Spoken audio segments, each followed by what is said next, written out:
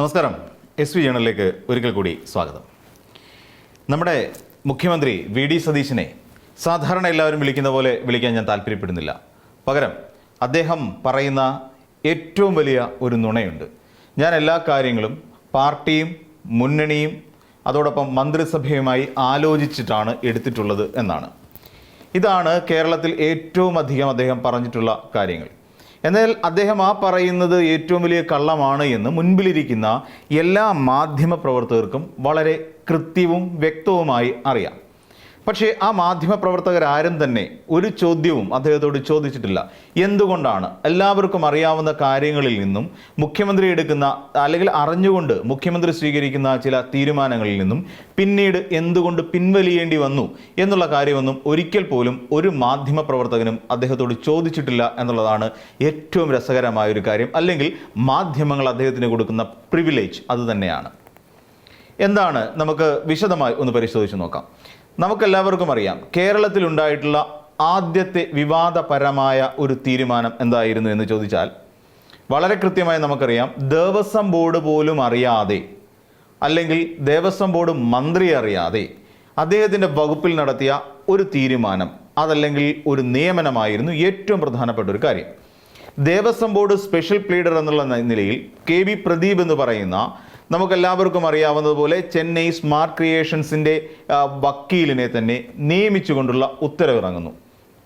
ഈ ഉത്തരവിനെക്കുറിച്ച് അല്ലെങ്കിൽ ഈ നിയമനത്തെക്കുറിച്ച് ദേവസ്വം ബോർഡ് വകുപ്പ് മന്ത്രിയെയും ആരോഗ്യ വകുപ്പ് മന്ത്രിയുമായ K മുരളീധരനോട് മാധ്യമങ്ങൾ ചോദിക്കുമ്പോൾ അദ്ദേഹത്തിന് സംഭവം അറിയില്ല.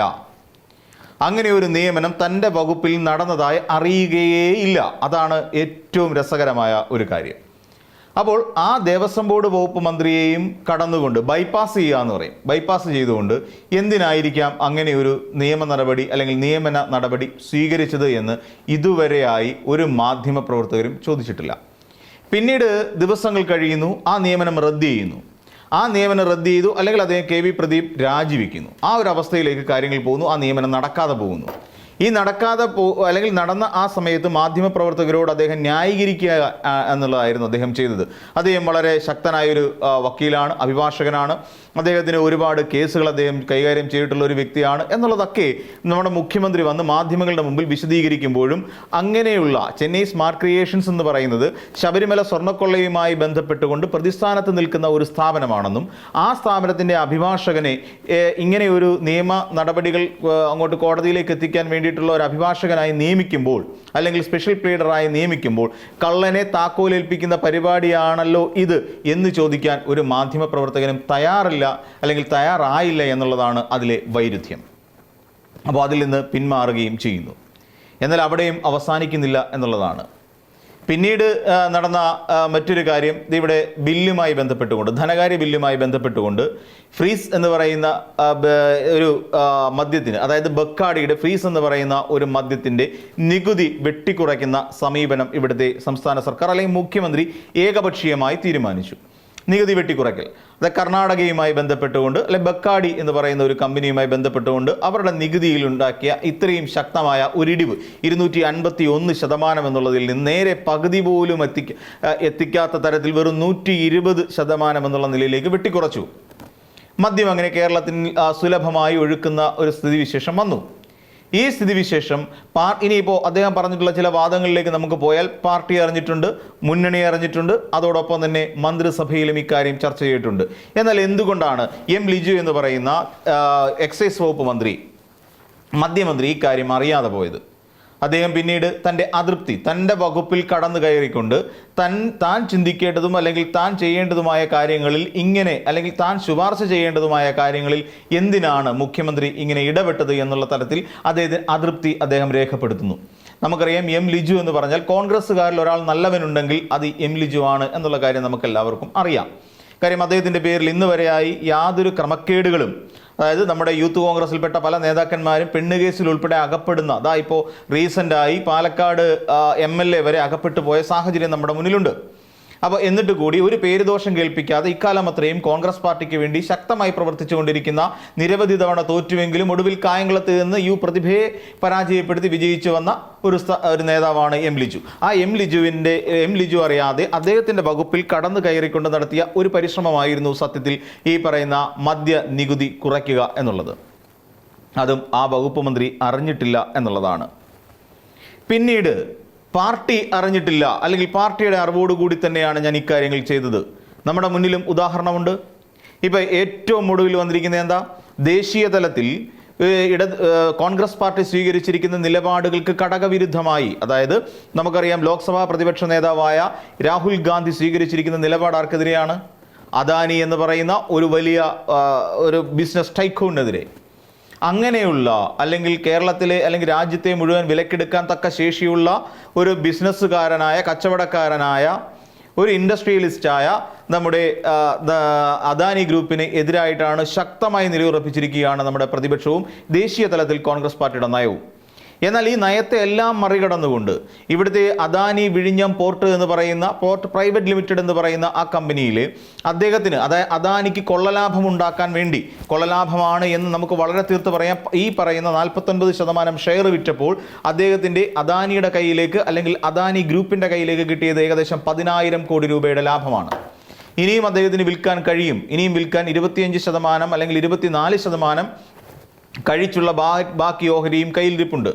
അപ്പം അതും ബാക്കി വിറ്റ് തുലയ്ക്കാൻ കഴിയും. പക്ഷേ അപ്പോഴെല്ലാം ഒരു പ്രയർ പെർമിഷൻ സർക്കാരിൻ്റെതായി വേണം. അത് ചട്ടങ്ങളെല്ലാം മറികടന്നുകൊണ്ട് അദാനിക്ക് ഈ രീതിയിൽ MSC എന്ന് പറയുന്ന മെഡിറ്ററേനിയൻ ഷിപ്പിംഗ് കമ്പനി എന്ന് പറയുന്ന ഏറ്റവും വലിയ ഒരു കപ്പൽ ഭീകരന് ഇത് വിൽക്കാൻ തീരുമാനിക്കുന്ന ഒരു സമീപനം ഉണ്ടാകുന്നു. എന്നാൽ ഇതാരും അറിഞ്ഞിട്ടേയില്ല. ഇതിനെതിരായി KC വേണുഗോപാൽ പോലും പറഞ്ഞു, ഇതെന്താ BJP ഭരിക്കുന്ന സംസ്ഥാനമാണോ എന്ന് AICCയുടെ സംഘടനാ ജനറൽ സെക്രട്ടറിക്ക് ചോദിക്കേണ്ടി വന്ന ഒരു ദുരവസ്ഥയുണ്ടാക്കി വെച്ചതാരാണ്? ഇതേ മുഖ്യമന്ത്രി തന്നെയാണ്. അപ്പോൾ എവിടെയാണ് അദ്ദേഹം പാർട്ടിയുമായി കൂടിയാലോചന നടത്തിയത്? അപ്പോൾ പാർട്ടിയുമായി കൂടിയാലോചന നടത്തിയിട്ടില്ല. പാർട്ടിയിൽപ്പെട്ട ആരും, ദേശീയ തലത്തിലുള്ള ഒരു നേതാക്കന്മാർ പോലും ഇക്കാര്യങ്ങൾ അറിഞ്ഞിട്ടില്ല എന്നുള്ളത് സുവ്യക്തമാണ്. അപ്പോൾ പിന്നീട് PJ കുര്യൻ ഇദ്ദേഹത്തിൻ്റെ വിഷയത്തിനെതിരായി അദാനി പോർട്ട് വിഴിഞ്ഞം പോർട്ട് പ്രൈവറ്റ് ലിമിറ്റഡിന് ഈ രീതിയിൽ അനുവദിച്ചു കൊടുത്തതിൻ്റെ പേരിൽ അദ്ദേഹവും VM സുധീരനും ഇതിനെതിരായി ശക്തമായ നിലപാട് സ്വീകരിക്കുന്ന ഒരു സമീപനമുണ്ടായി. അതോടൊപ്പം നമുക്കറിയാം VM സുധീരൻ ഈ മദ്യനയവുമായി ബന്ധപ്പെട്ടുകൊണ്ട് ഈ രീതിയിൽ മുന്നോട്ട് വരികയും ചെയ്തു. ഞങ്ങൾ ആരും അറിഞ്ഞിട്ടേയില്ല, ഇത് തെറ്റായ ഒരു തീരുമാനമാണ്, തെറ്റായ കീഴ്വഴക്കമാണ് എന്ന് പറയുന്ന ഒരു സാഹചര്യം കൂടി ഉണ്ടായി. അപ്പോൾ എവിടെയാണ് ഈ പറയുന്ന യൂട്ടേണുകളും, ഈ പറയുന്ന യൂട്ടേൺ എന്ന് തന്നെ പറയേണ്ടി വരും, നിയമനങ്ങളും അടക്കം ഇവിടുത്തെ നമുക്കറിയാവുന്ന പോലെ നമ്മുടെ തീരദേശത്ത് കിടക്കുന്ന കരിമണൽ ഖനനം ചെയ്യുന്നതിന് വേണ്ടിയിട്ട് PPP മോഡൽ ഒരു പദ്ധതി നമ്മുടെ സംസ്ഥാനം നടപ്പിലാക്കാൻ അദ്ദേഹം തീരുമാനിച്ചു. ഇതിനെതിരെ ശക്തമായ നീക്കമാണ്, അല്ലെങ്കിൽ ശക്തമായ പ്രതിഷേധമാണ് VM സുധീരനെ പോലെ ഒരു നേതാവ് ഇവിടെ മുന്നോട്ട് വയ്ക്കുന്നത്. അപ്പോൾ എവിടെയാണ് പാർട്ടി അറിഞ്ഞിട്ടുള്ളത്? നമുക്കെന്നറിയാം, KPCC എന്ന് പറയുന്ന സംവിധാനം നാഥനില്ല കളരിയായി ഇന്ന് അവശേഷിക്കുകയാണ്. ഒരു പ്രസിഡന്റ് ഉണ്ട്, KPCCക്ക് അധ്യക്ഷൻ നിലവിലുണ്ട്, അദ്ദേഹം വൈദ്യുത വകുപ്പ് മന്ത്രിയാണ്. നമുക്കറിയാം സണ്ണി വക്കീലാണ് വകുപ്പ് ഭരിച്ചുകൊണ്ടിരിക്കുന്നത്. ആ സണ്ണി വക്കീലാണ് KPCC അധ്യക്ഷൻ. എന്താണ് KPCCയുടെ ഇന്നത്തെ അവസ്ഥ? മാനും മാഞ്ചാതിയും കയറാത്ത ഒരു ഒഴിഞ്ഞ ഭാർഗവി മന്ദിരം പോലെ കിടക്കുകയല്ലേ ഇന്ദിരാഭവൻ തിരുവനന്തപുരത്ത്. എന്നിട്ടോ അവിടെ യാതൊരു നടപടിക്രമങ്ങളും നടക്കുന്നുമില്ല. എന്നാൽ ഇവിടെ KPCC അധ്യക്ഷനാകാൻ വേണ്ടിയിട്ട് അപ്പുറത്തുനിന്ന് ഇപ്പുറത്തുനിന്നും ഉള്ള എല്ലാവരും കൂടി വടംവലിയുമായി അങ്ങ് ഡൽഹിയിലേക്ക് കയറി ഇറങ്ങുകയാണ്. രാഹുൽ ഗാന്ധിയുടെ തിണ്ണ നിരങ്ങിക്കൊണ്ടിരിക്കുകയാണ് എന്ന് പറയേണ്ടി വരും, പച്ച പരമാർത്ഥമായി പറഞ്ഞാൽ. അപ്പോൾ ഇതാണ് ഇന്ന് ഈ പറയുന്ന, അപ്പോൾ കോൺഗ്രസ് എന്ന് പറയുന്ന ഒരു രാഷ്ട്രീയ പാർട്ടി മുഖ്യമന്ത്രി VD സതീശൻ്റെ നീക്കങ്ങളെക്കുറിച്ച് ഒന്നും അറിഞ്ഞിട്ടില്ല എന്നുള്ളത് വ്യക്തമല്ലേ? മന്ത്രിസഭയിൽ ചർച്ച ചെയ്തിട്ടുണ്ട് എന്ന് പറയുന്നത് ഏറ്റവും വലിയ പച്ചക്കള്ളമല്ലേ? ഞങ്ങൾ ഇവിടെ മുന്നണിയിൽ ചർച്ച ചെയ്തിട്ടുണ്ട് എന്ന് പറയുന്നത് പച്ചക്കള്ളമല്ലേ? ഇതിനെക്കുറിച്ചൊന്നും വ്യവസായ വകുപ്പ് മന്ത്രിക്കൊന്നും അറിയില്ല, പൊതുമരാമത്ത് വകുപ്പ് മന്ത്രിക്കൊന്നും അറിയില്ല, നമ്മൾ നോക്കിക്കഴിഞ്ഞാൽ തദ്ദേശ സ്വയംഭരണ വകുപ്പ് മന്ത്രിക്ക് അറിയുകയേയില്ല. അപ്പോൾ പിന്നീട് PM ശ്രീ പദ്ധതിയുമായി ബന്ധപ്പെട്ട് മുന്നോട്ട് പോകാൻ ശ്രമിക്കുന്നു. ഏറ്റവും ഒടുവിൽ ഷംസുദ്ദീൻ അടക്കമുള്ള ഈ പലരും ഈ PM ശ്രീ പദ്ധതി എടുത്ത് അറബിക്കടലിൽ കളയുമെന്ന് പറഞ്ഞ പല നേതാക്കന്മാരും ഇന്ന് VD സതീശൻ്റെ കാൽച്ചുവട്ടിൽ കിടന്നുകൊണ്ട് പറയുകയാണ് ഞങ്ങളിത് ചെയ്യും. ഇതൊക്കെയാണ് കേരളത്തിൻ്റെ ഇന്നത്തെ അവസ്ഥ. അപ്പോൾ VD സതീശൻ പറഞ്ഞുകൊണ്ടിരിക്കുന്ന ഇത്തരം നുണകൾക്കെതിരായി എന്തുകൊണ്ടാണ് നമ്മുടെ മാധ്യമപ്രവർത്തകർ മിണ്ടാതിരിക്കുന്നത്? ഇതേ കാര്യങ്ങൾ തന്നെ പിണറായി വിജയൻ്റെ കാലഘട്ടത്തിലായിരുന്നപ്പോൾ PM ശ്രീ പദ്ധതിയുമായി ബന്ധപ്പെട്ടുകൊണ്ട് അന്ന് കേരളത്തിലുണ്ടായ കോലാഹലങ്ങളെക്കുറിച്ച് നമ്മളൊന്ന് ആലോചിച്ച് നോക്കിക്കോളൂ. ആരെ ഭയന്നിട്ടാണ്?